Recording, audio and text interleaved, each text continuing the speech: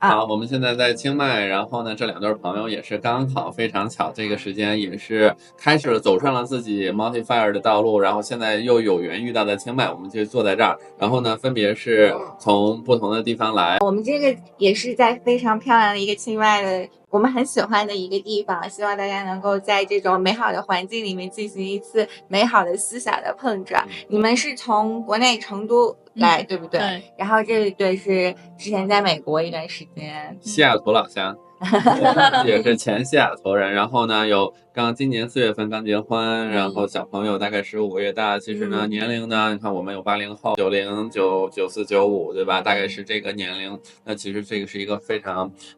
我觉得非常美好的状态，就是我们可以进行一些我们人生道路走到这儿的一些思考和碰撞。说之前我分享一下，你看我这杯咖啡，我觉得非常好看。非常的艺术。然后呢，你看这还放了一朵花，你就看这里的很多人，他们做事情就是像一个艺术家一样。然后讲什么是艺术家呢？前几天在清迈这边有非常多的Web3的社区，而且有很多 Pop-up City，就是在此时此刻在清迈有15个 Pop-up City。Pop-up City 就是说一帮人像游牧民族一样，然后汇聚到一个地方，然后就在这儿就是一起。他们有一个 Pop-up City 是之前在阿根廷，后来去了非洲，然后一帮人像一个部落一样，然后来到清迈，这是其中一个。而此时此刻清迈就有15个。然后其中我在刚做了一个分享，就说到去看未来的生活方式。那未来的生活方式其中之一就是说，我们现在看到 AI 作为生产力工具。那如果是 AI 能够产生很多的价值，那人怎么样能够从中受益，而不是去继续加速这种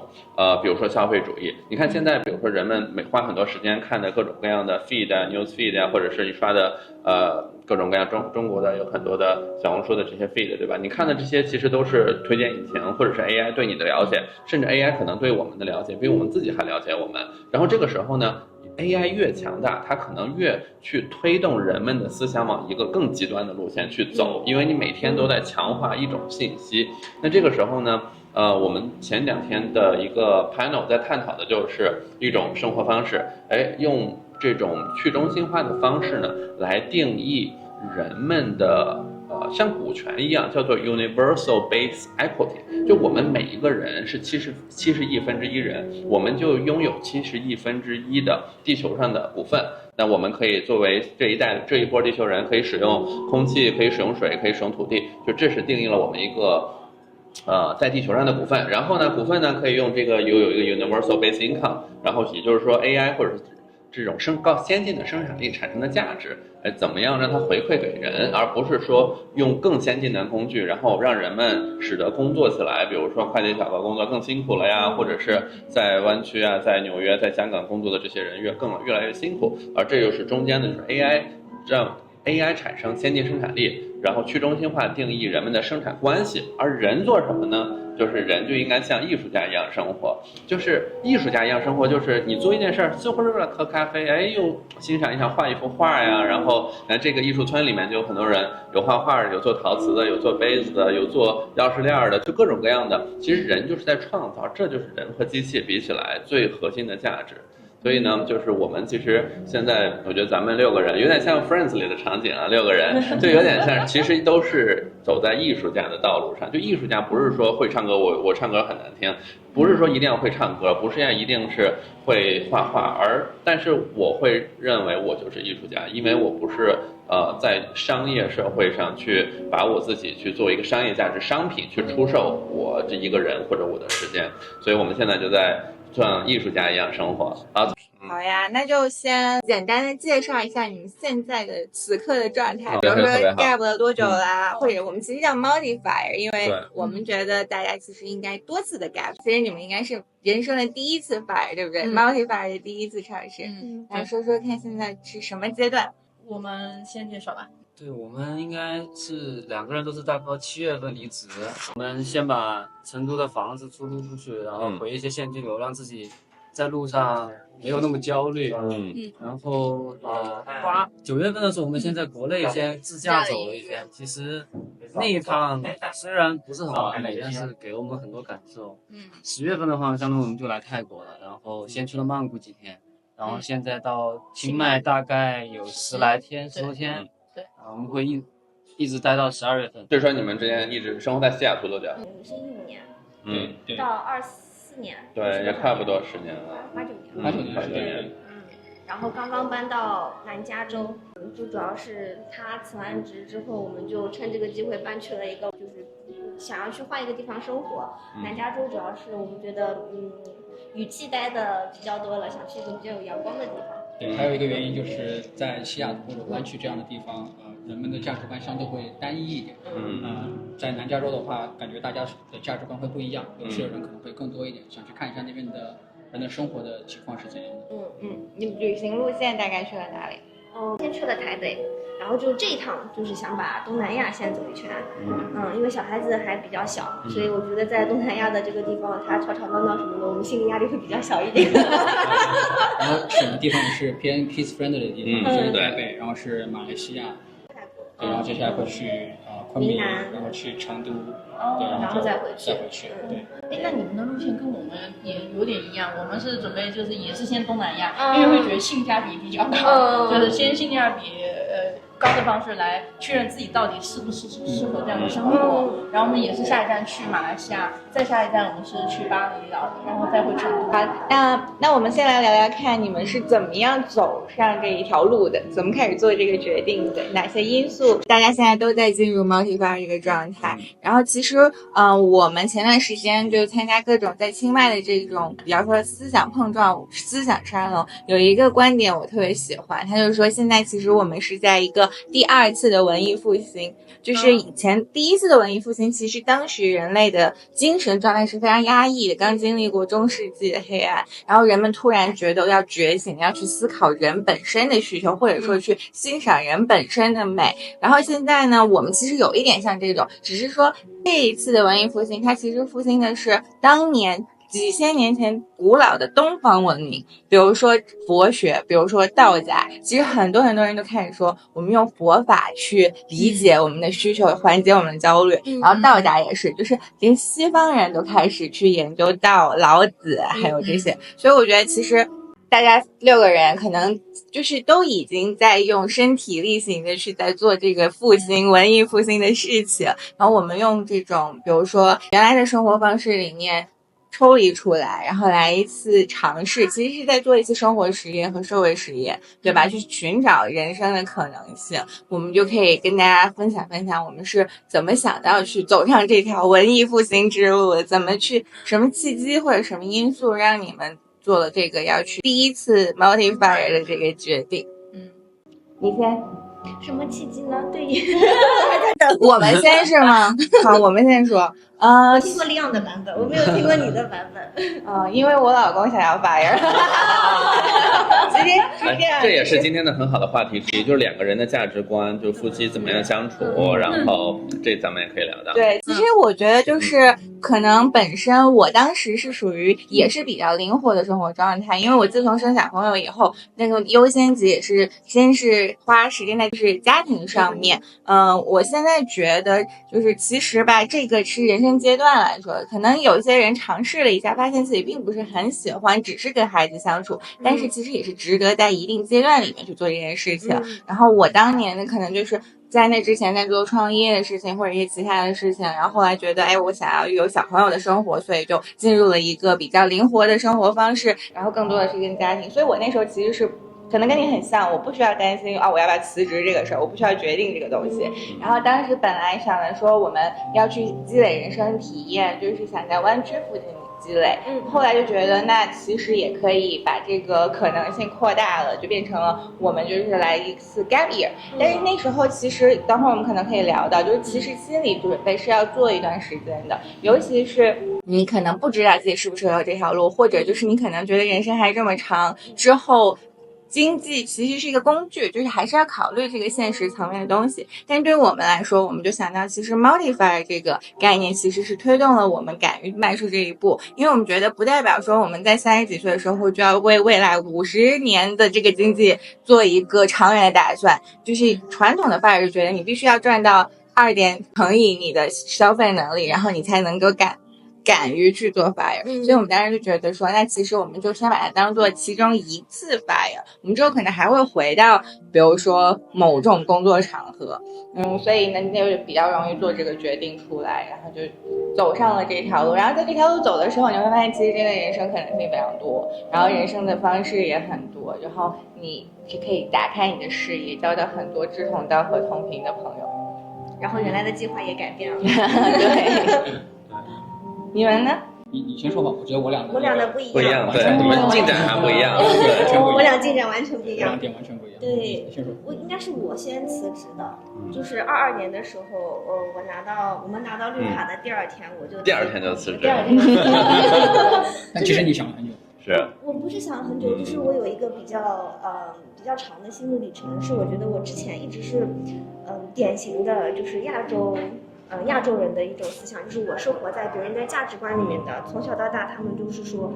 你需要成绩好，然后之后就是要好工作，然后需要一份什么样的工作给你带来一些金钱，或者说是社会地位，或者说是什么样的社交圈子。然后我就是一路按照这样子的这个想法在走。其实我并没有是说我自己真正喜欢什么东西，我想去做什么样子的事情。一直到那个时候，我是做一份科技行业的数据科学家的一份职业，然后做着做着，可能疫情会催化，就是会加速这个我自己本身想要什么和我工作上带来给我的感觉的这种矛盾。它催化了这个过程，很大部分原因是我觉得那个时候我没有办法跟别人去沟通我的想法，不像说疫情之前。你在工作上面有一些什么想法，或者说是不开心的事情，你可以跟别人沟通，然后你就从某一种方式疏解了。但那个时候我其实本身也是个艺人，所以我吸取能量是跟外界沟通产生的。那个时候我就觉得我的能量一直在被工作 drain， 是，然后我没有办法从外界吸取能量，就是直到有一个 point 的时候，我觉得我这个人就被